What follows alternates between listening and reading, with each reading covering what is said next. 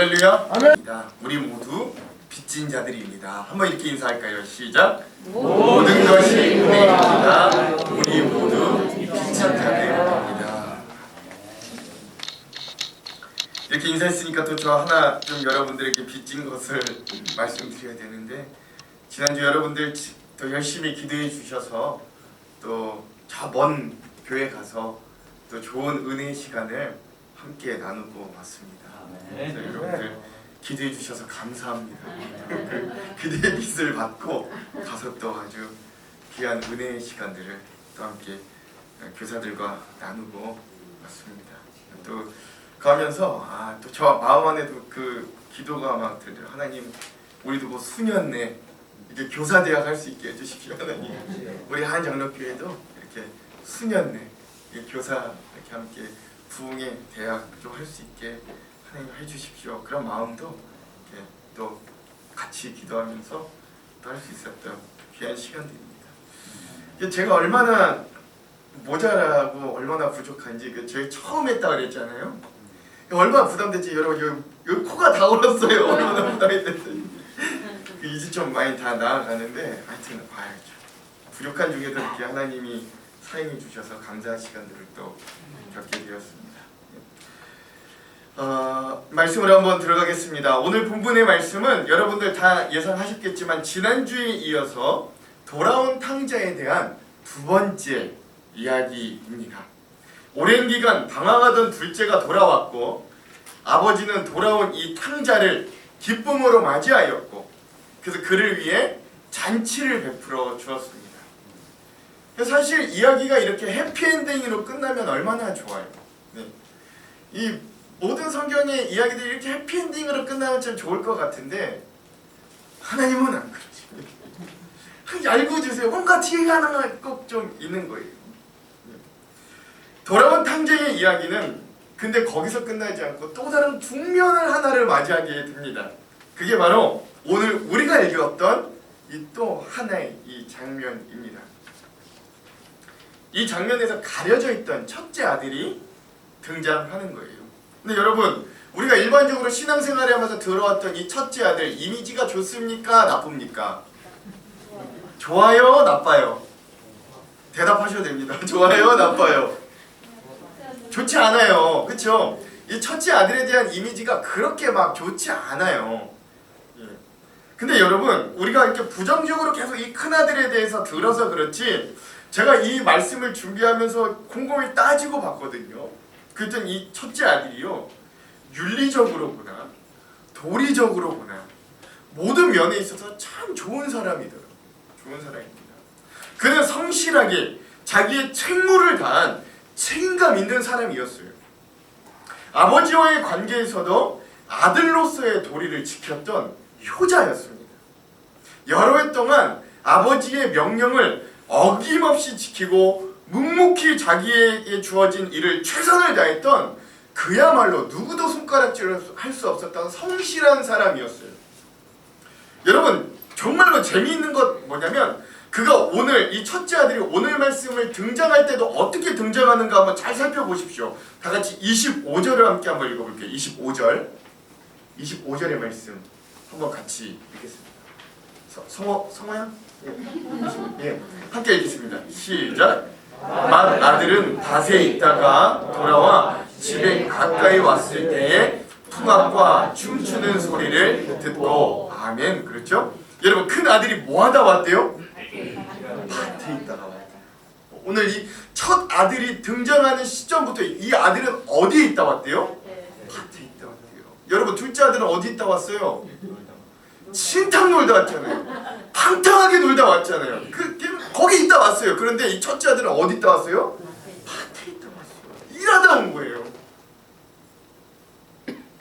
그러니까 이 아들은 그야말로 성실한 아들이고 한 번도 자기의 자리를 함부로 떠난 적이 없었던 것 같고 또 이 짧은 말씀을 통해서도 알 수 있듯이 잔꾀도 부리지 않았던 것 같아요. 누가 봐도 이 큰 아들로서 최선을 다했고 누가 봐도 이 집의 상속자로서는 손색이 없는 아들이었어요. 저는 이 부분을 보면서 이 큰 아들의 모습을 보면서 우리 믿는 자들의 모습이 생각났어요. 매일매일 열심히 자기에게 맡겨준 어떤 사회적인 일, 가정적인 일, 교회에 맡겨졌던 직분과 믿음의 헌신의 일들을 성실하게 맡아 최선을 다했던 저와 여러분들의 모습이 떠올랐어요. 이 첫째 아들의 모습이었어요. 근데 여러분, 문제는 그 다음에 생기는데요. 이 큰 아들이 집에 돌아와서 보니까 무슨 소리가 들리는 거예요? 예, 잔치 소리가 막 들려지는, 잔치 소리가 막 나고 있는 거예요. 여기서 이제 그게 뭔 연유인가, 갑자기 돌아왔더니 웬 잔치인가 하고 종을 불러서 그게 무슨 연유인가를 물었더니 종이 그 큰 아들에게 둘째 아드님, 둘째 도련님이 돌아오셔서 이 아버지가 그를 맞아들이고 송아지를 잡아서 잔치를 벌였다라는 상황을 이 첫째 아들에게 알려주는 거예요. 그 말을 들으니 첫째 아들의 반응이 어땠어요?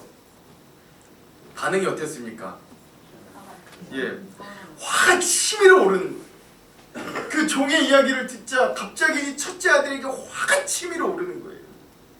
그리고 그 잔치 자리도 들어가지 않으려고 했어요.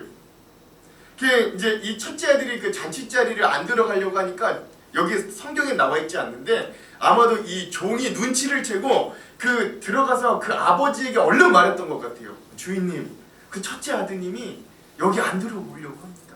여기 안 들어오려고 합니다. 그러니까 아버지가 더 얼른 나오셨어요. 그래서 그 아버지가 그 큰 아들을 데리고, 야, 그래도 둘째가 왔는데 우리 저 잔치 같이 하자 라고 이 첫째 아들을 권하면서 그 잔치 자리에 들어가려고 했던 거예요.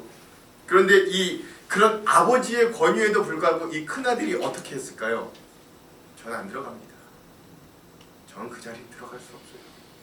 아버지에게 단호하게 이야기하는 거예요. 끝내 거부하는 거죠. 그리고 그 큰아들이 아버지에게 이렇게 이야기하는데 그게 29절에서 30절이거든요. 한번 읽어볼게요. 자, 그 아들이 그렇게 그 잔치 자리를 들어가기 거부하면서 말했던 거예요. 읽겠습니다. 시작. 아버지께 대답하여 이르되 내가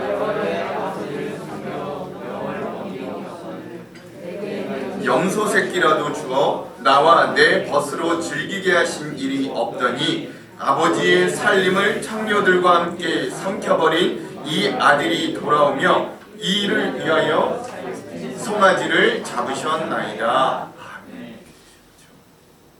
그러니까 여러분, 큰 아들이 보기에는 이 둘째 동생이 어떤 거예요? 아버지 돌아가시지도 않았는데 자기 몫을 요구한 건 굉장히 폐륜적인 일이에요. 지금 우리도 그렇잖아요. 우리도 약간 정서상으로 그게 마땅하지 않은데 이 당시는 이건 뭐 완전 폐륜적인 일을 저지른 그런 둘째, 아주 불효자 중에 불효자인 이 동생이라고요. 거기에 또 그렇게 받아간 재산, 가산을 탕진하고 알거지가 되어서 돌아온 이 민폐 동생이었어요. 염치도 없이 여기가 어디라고 다시 돌아와가지고 동생이라고도 부르기 싫은 그 동상이 들어왔다는 것 자체도 그렇게 본인에게는 기분 좋은 상황이 아니었는 것 같은데, 그런데 그를 더욱 분노하게 만든 건 아버지의 반응이었다는 거. 그 둘째를 대하는 아버지의 반응이 이 첫째의 마음에 불을 지피기 시작하는 거예요.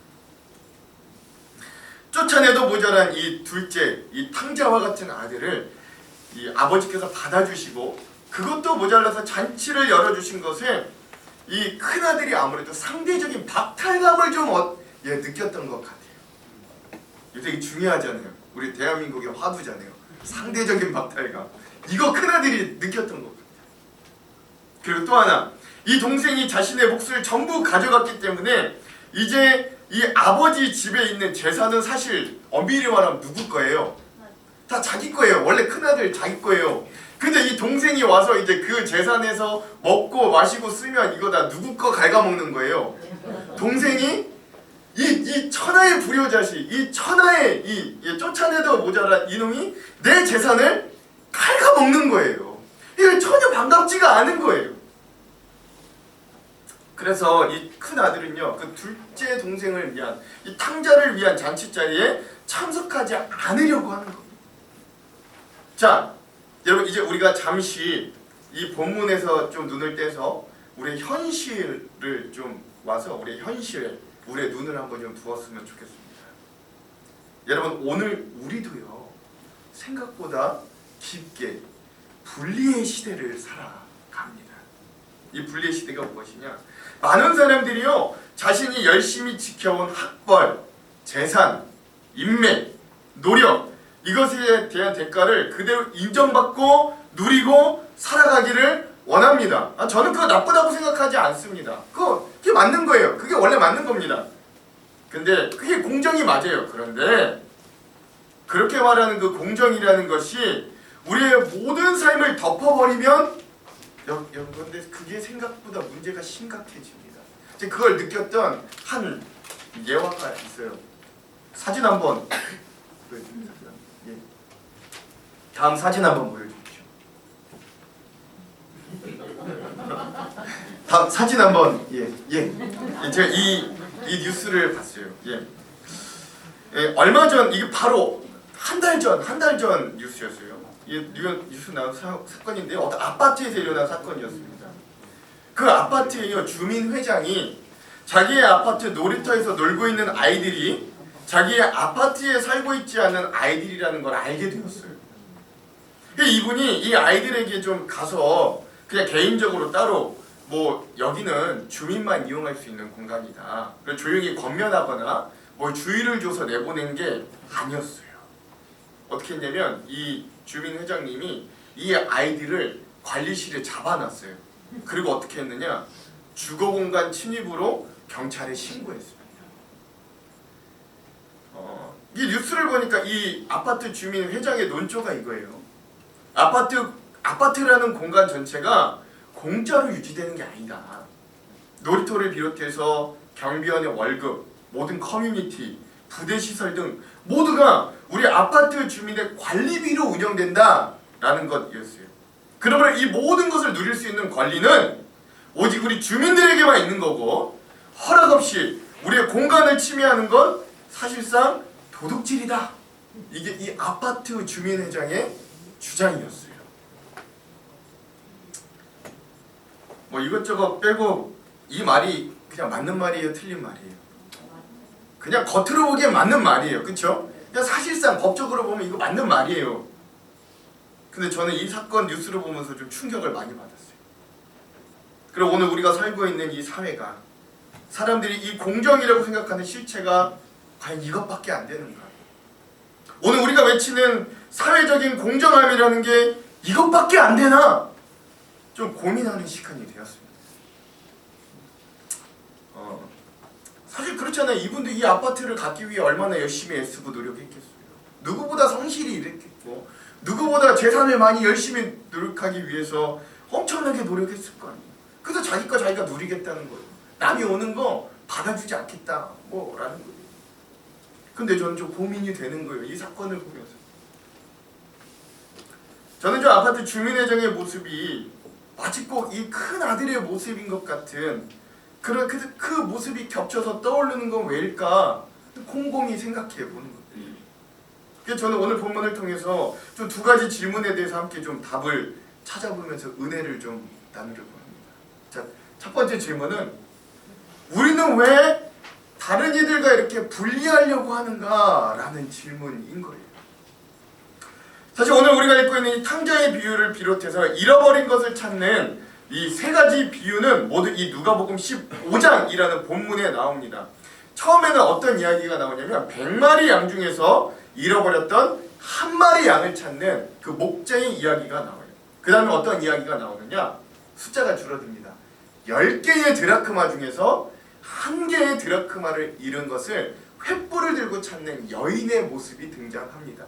그리고 오늘 우리가 읽고 있는 이 본문은 뭐냐면, 2명의 아들 중에서 둘째인 한 명의 둘째 탕자를 잃어버렸던 아버지가 그 아들을 찾는 이야기가 나옵니다. 이것도 재밌어요. 100분의 1, 10분의 1, 그리고 마지막엔 2분의 1이에요. 근데 왜 마지막이 또 1이 아니라, 그러니까 원래 그냥 한 명의 아들이 있다가 잃어버려 찾은 게 아니라 왜 꼭 2명의 아들 중에 한 명을 찾을까? 이것도 참 재미있는 거예요. 한번 생각해 보십시오. 근데 여러분, 이 이야기를 하면서 중요한 건 뭐냐면, 예수님이 이 비유를 어떤 사람들을 대상으로 하셨냐, 이게 굉장히 중요한 거예요. 그 대상이 누구냐에 따라 이 이야기의 성격과 느낌이 굉장히 달라지기 때문에 그래요. 누가 지금 이 이야기를 듣고 있느냐, 이건 굉장히 중요한 문제라는 거죠. 그래서 여러분, 그 대상이 분명하게 등장하는데 그게 어디에 나와 있냐면 이 15장의 1절과 3절에서 나타나거든요. 한번 함께 읽어볼게요. 이걸 누구에게 말씀하셨나? 시작! 모든 세리와 죄인들이 바리새인과 서기관들이 수군거려 이르되 이 사람이 죄인을 영접하고 음식을 같이 먹는다 하더라. 예수께서 그들에게 이 비유로 이르시되 아멘. 그랬어요. 우리가 방금 이 말씀에서 알 수 있듯이 이렇게 잃어버렸던 세 가지 비유를 예수님이 이 들려주기를 원했던 대상이 누구였냐면, 첫 번째는 세리와 죄인들, 그리고 그 세리와 죄인들이 죄인들, 이렇게 손가락질 받는 사람들이었는데 그 사람들이 예수님과 함께 어울렸거든요. 그 예수님과 함께 이 사람들이 어울리는 걸 보고 뭐 했던 사람들? 수군거렸던 바리새인들과 서기관들. 이 사람들에게 예수님이 이 비유를 말씀해 주신 거예요. 그래서 제가 곰곰이 생각해 봤는데, 특별히 저 앞서서도 말씀드렸잖아요. 탕자의 이야기가 아버지가 이 탕자를 받아주시고 잔치를 벌여주시면서 해피엔딩으로 끝나면 좋은데, 굳이 이 첫째 아들의 이야기를 뒤에 하신 이유는 무엇일까? 제가 곰곰이 생각해봐도 저 바리새인들, 저 서기관들 들으라고 하신 이야기인 것 같은 거예요. 여러분, 이 당시 저 바리새인들, 서기관은요 어떤 사람들이었냐면, 우리가 또 굉장히 부정적으로 생각해서 그렇지 신앙적으로 자기의 순수함을 지키기 위해서 온 힘을 다했던 사람들이었습니다. 그래서 여러분, 이들을 지칭하는 이름 자체가 바리새인이잖아요. 바리새인. 다음 한번 보여주실래요? 다음 장면 한번 보여주십시오. 예, 이 바리새인이라는 뜻, 이게 뭐냐면 헬라어 파리사이오스라는 뜻에서 나온 이름이거든요. 어원이 뭐냐? 히브리어 페루심이라는 것에서 나오는데, 이거 자체의 뜻이 뭐라 그래요? 네, 난 분리된 자, 나는 분별된 사람이야. 나는 뭔가 하나님과 성별된, 분리된 사람이야. 이 뜻이 바리새인이라는 이름 자체라는 것. 그래서 그들은 자신의 율법적인 정결, 또 그것을 지키기 위한 열정, 노력을 다른 이들과 비교하면서 나는 이렇게 하나님의 말씀을 지키기 위해 애쓰는 사람이야. 나는 이렇게 하나님과 가까워지기 위해서 노력하는 사람이야 라고 비교하면서 자기를 분리시키고 자신들이 항상 율법적인 우위에 있음을 자랑으로 여겼던 자들입니다. 그래서 그만큼 또 양이 있으면 음이 있듯이 이 사람들은요, 그만큼 따라오지 못하는 사람들에 대해서 아까도 그랬듯이 항상 수군거리고 손가락질하고 정죄했던 사람들이 바로 이 바리새인, 서기관들, 이런 사람들이었다라는 거예요.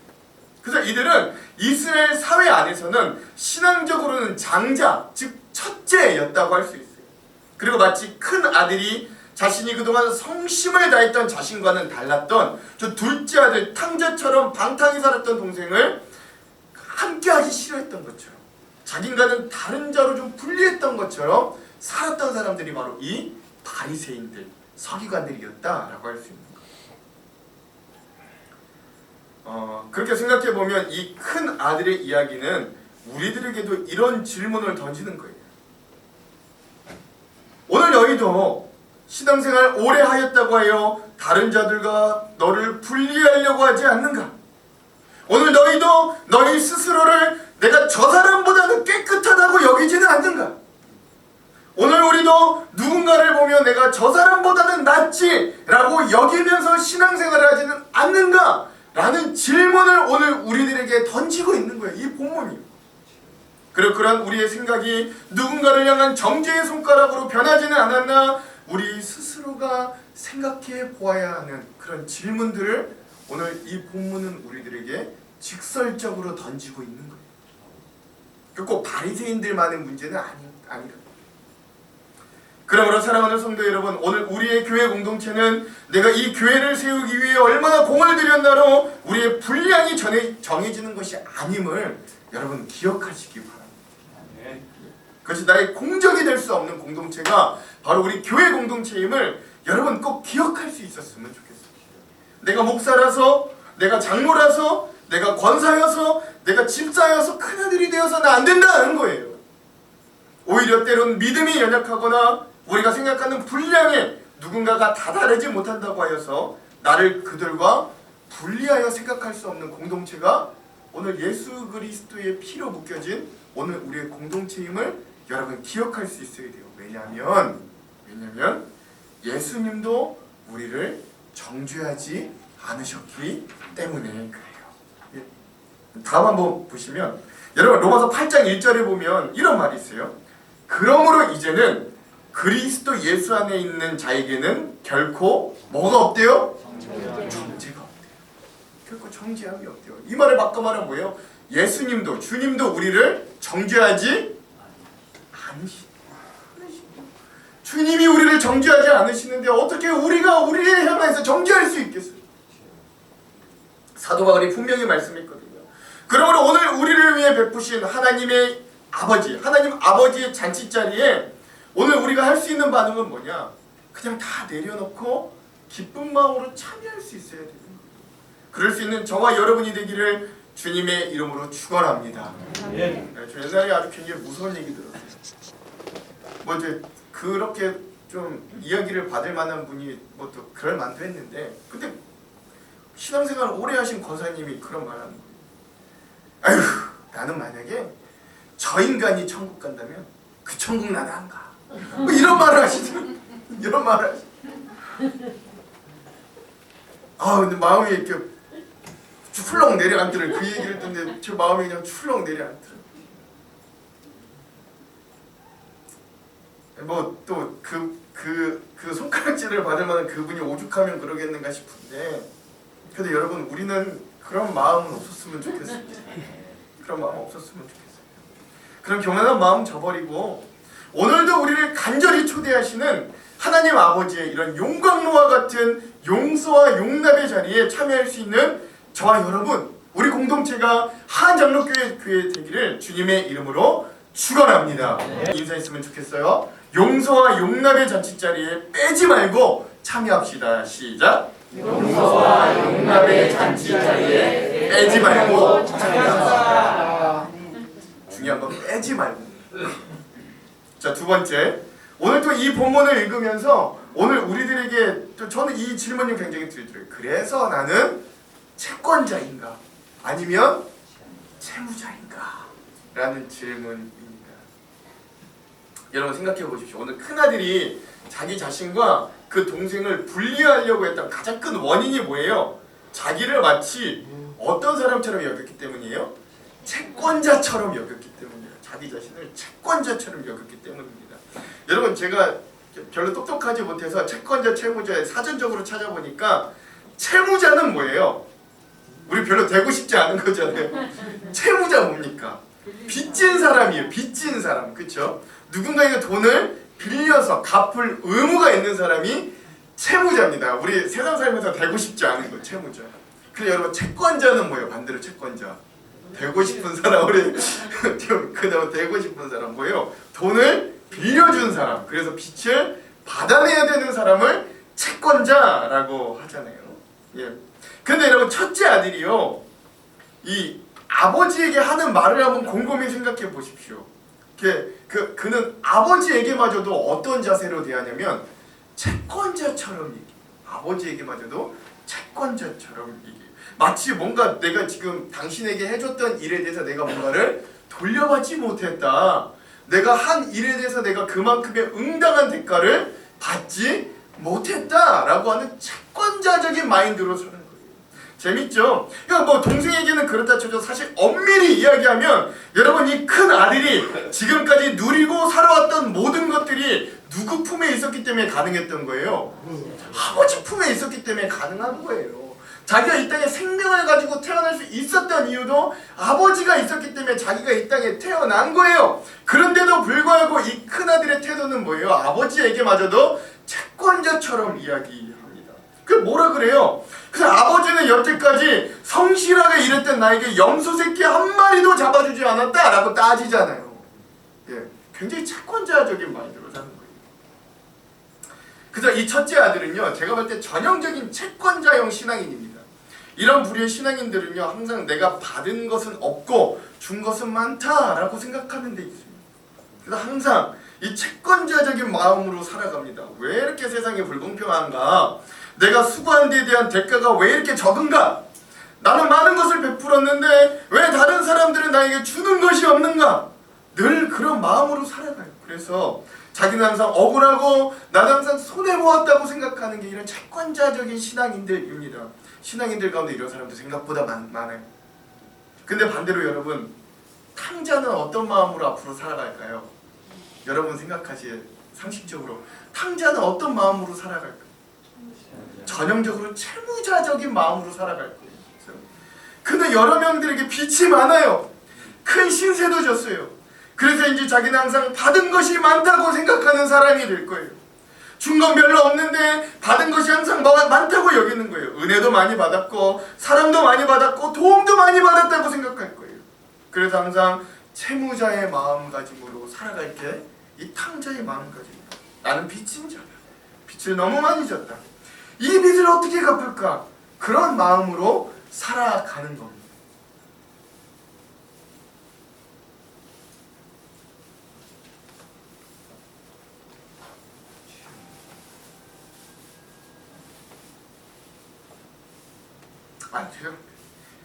제가 이 본문을 준비하는데 제 모습이 보이는 거예요. 죄송합니다. 용서하고 들으십시오. 제가 여러분 이 교회에 와서 제가 여러분들을 보듬는다고 생각했어요. 제가 여러분들에게 목회하면서 제가 상처받은 여러분들을 치유한다고 생각했어요. 근데 제가 이 설교문을 준비하면서 제 모습을 돌아보니까 제가 그런 채권자적인 마음으로 살고 있더라고요. 근데 곰곰이 제가 지난 한 2년 반여 정도의 이 목회의 기간을 생각해 보니까 오히려 여러분들이 저를 치료해 주고 있어요. 오히려 기존 목회에 대해 염증을 가지고 있던 저에 대해 여러분들이 진짜 목회는 이런 거구나, 그런 마음을 가지게 해주시더라고요. 내가 이분들에게 빚을 주는 게 아니라 내가 이분들에게 빚지며 살아간다.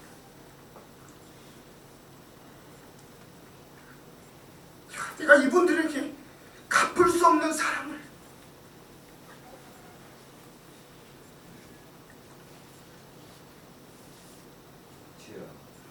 내가 그걸 몰랐네.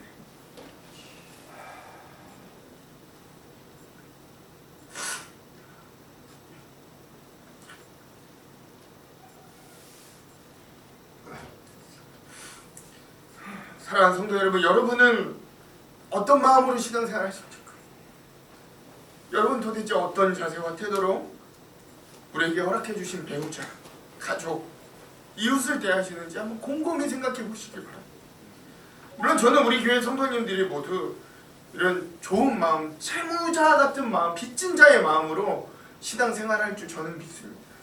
그래서 우리의 삶의 태도는 우리는 빚진 자의 모습으로 살았으면 좋겠습니다. 우리 부모님께도 빚을 지고 있고 우리 친구들에게도, 나를 아는 모든 사람들에게도 빚을 졌다고 생각하면서 살아갈 수 있는 그런 신앙인들이 되기를 간절히 소망합니다. 교회를 다녀도 여러분, 이 교회를 운영하기 위해 애쓰는 우리 장로님들께 우리 얼마나 빚을 줬어요. 이 교회를 위해 애쓰고 헌신하는 우리 직분자들을 위해 우리 얼마나 빚을 줬어요. 부족한 종이지만 또 목회자에게 진 빚도 있잖아요. 저도 여러분들에게 진 빚이. 우리가 그래서 그런 마음으로 항상 하나님 앞에 늘 빚지은 사람처럼 빚을 갚는 심정으로 믿음 생활을 하는 그런 공동체, 저는 물론 지금도 우리가 그런 공동체이지만 앞으로도 우리가 그런 공동체로 나아가기를 간절히 소망합니다. 나에게 주신 삶의 건강, 물질, 가정, 자녀, 배우자, 부모님, 교회, 성도, 이웃, 친구, 직장, 사업 등등등등등 그 무엇도 거저 그냥 주신 것이 하나도 없음을 우리가 절실히 깨닫기를 진심으로 소망합니다. 근데 여러분, 문제는 뭐냐, 우리가 그걸 너무 쉽게 망각해 버린다라는 거예요. 그리고 어느새 우리는 채권자가 되어서 내가 조금이라도 손해보는 것이 있다면 어떻게든 내가 되로 주었으면 말로 받으려고 하는데 우리의 삶의 문제가 시작된다라는 것이죠. 여러분 이거 다 경험해 보셨을 줄 아는데 우리가 낮의 해처럼 밤의 달처럼 여러분 찬양 부르면 어떠세요? 그 가사가 마음을 후벼 파잖아요. 우리의 마음을 막 후벼 파잖아요. 가사가. 야, 그게 왜 그러는가? 우리가 채권자처럼 살기 때문에 그런 거예요. 가사를 한번 같이 음미해 볼까요? 낮엔 가사 한번 보여주십시오. 가사. 낮엔 해처럼 밤엔 달처럼 그렇게 살 수는 없을까?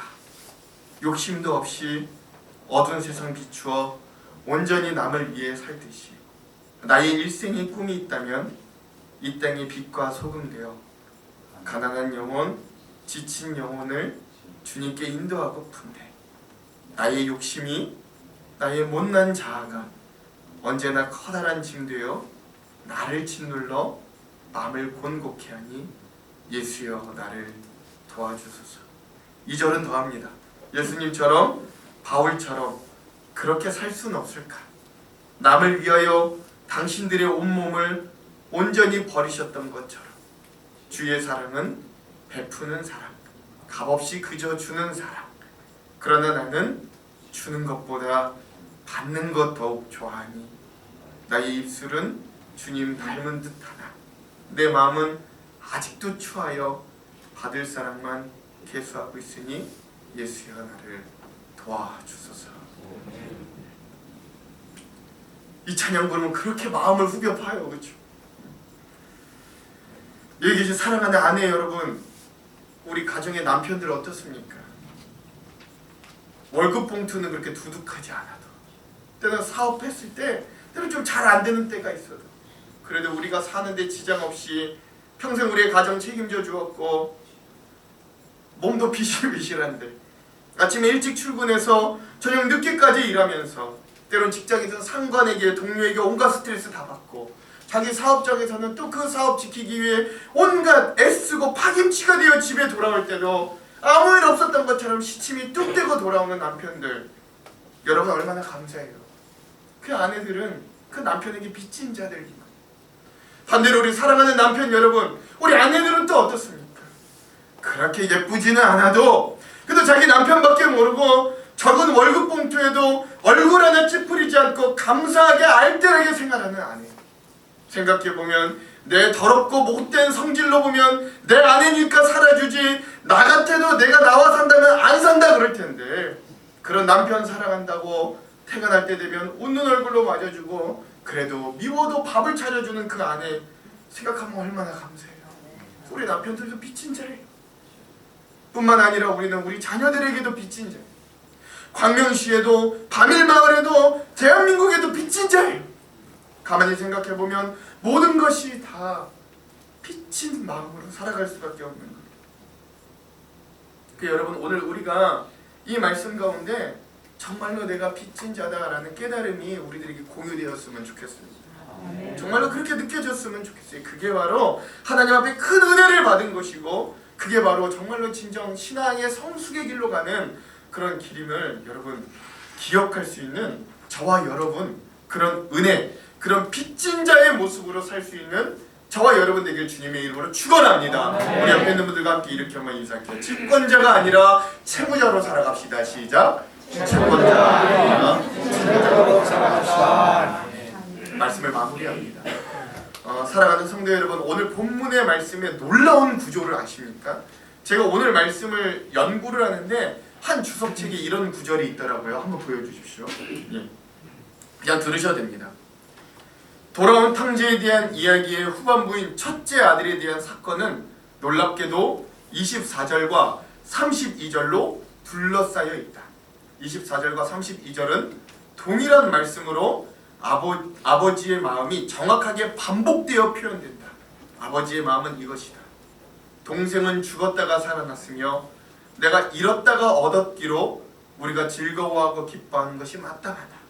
즉, 이러한 아버지의 외침을 통해 성경은 우리들에게 이러한 강력한 메시지를 전해준다. 하나님의 은혜가 인간의 정의를 덮어버린다. 하나님의 은혜가 인간의 공정을 덮어버린다. 하나님의 은혜는 징계와 심판마저 덮어버린다. 사랑하는 성도 여러분, 오늘 여전히 우리를 용서하시고 용납하시는 아버지 하나님을 우리가 기억하시기 바랍니다. 내가 자꾸 채권자로 살려고 할 때, 내가 뭔가 빛을 받아내려고 할 때, 여러분 이미 나를 용서해 주셨고 이미 나를 용납해 주셨고 이미 나의 빚을 다 탕감해 주신 그 하나님을 기억해 보시기 바랍니다. 이미 모든 것들을 다 덮어버리신 그 하나님을 여러분 기억할 수 있게 되기를 간절히 소망합니다. 그리고 하나님이 오늘 우리에게 똑같이 질문하실 거예요. 너의 배우자, 너의 자녀, 너의 직장 상사, 너의 사업 파트너, 너의 목사, 너의 교우가 아무리 탕자 같아 보여도, 그가 아무리 미운 짓을 하여도 그가 이 믿음의 자리로 돌아왔다. 그가 이 믿음의 자리로 돌아왔으니 그가 죄로 죽었다 다시 믿음으로 살아났고, 그러니 내가 그를 잃었다가 얻었다. 그러니 큰아들 같은 너도 나와 같이 즐겁고 기뻐해 줄 수 있게 되게. 사랑하는 성도 여러분, 우리가 이 마지막 질문에 예 라고 대답할 수 있는 채무자들이 되기를 간절히 소망합니다. 오늘 우리는 신앙 안에서 큰아들입니까? 아니면 탕자입니까? 채권자입니까? 채무자입니까? 하나님 앞에서, 사랑 앞에서 내가 진실로 빚진 자라는 고백으로 우리의 삶을 은혜로 채울 수 있는 저와 여러분, 정말 용서와 용납이라는 그 깊은 잔치의 자리에 우리가 다 내려놓고 기쁘게 참여할 수 있는 그런 진짜 잔치자리 같은 인생을 만들어 가시는 저와 여러분들, 우리 하안장로교회 되기를 주님의 이름으로 축원합니다. 축원합니다. 우리 내가 누리던 모든 것이 함께 찬양하고 합심으로